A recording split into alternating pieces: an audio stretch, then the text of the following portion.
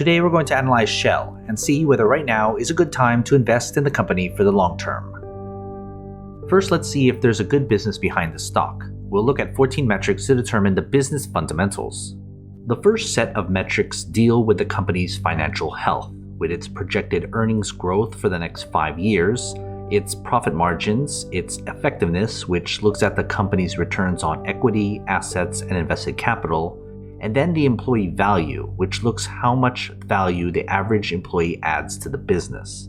You can see the values for each of these metrics, as well as the point totals awarded in the bubbles. The next set of metrics looks at the investment opportunity afforded to shareholders. Here we get the dividend yield, its payout ratio, which is how much of the company's earnings are going out to pay shareholders, and the cash and cash equivalent the company has in order to pay dividends, reinvest, and off the debts it has on its books. Again, you can see the values for each metric as well as the points given for each. This third set of metrics deals with the valuation of the company's stock based on its business. Think of the P ratio as a measure of speculation around the stock. We want them low. The PEG ratio adds earnings growth with the PE ratio.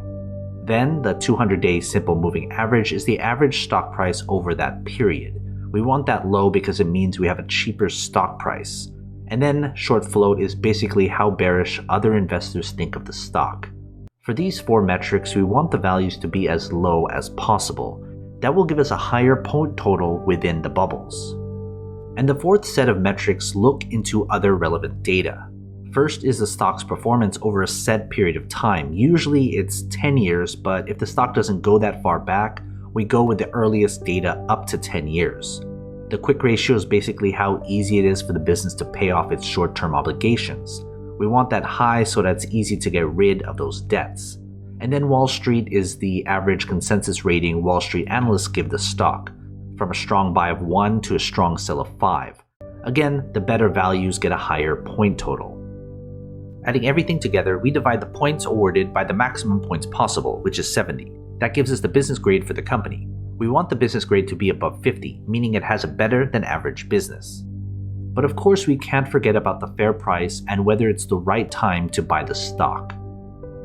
I use a discounted cash flow model taking into account a 10% margin of safety.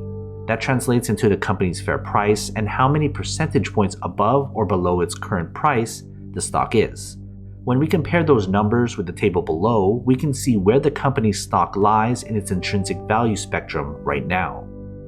Before we get to the final grade, join my Patreon and get access to every company I've analyzed so you can compare between all your favorite stocks. It's updated all the time. Go to patreon.com/growthshares or click on the link in the description. Finally, we can put everything together and to get the company's final grade. Adding the business grade and the fair price grade, we can see here the company's final grade. Anything less than 50 means it's not a good long-term investment. A final grade above 50 means it would make a good long-term investment if you bought the stock right now. So what are your thoughts? Are you going to invest? If you do, invest wisely, and as always, take care of your money.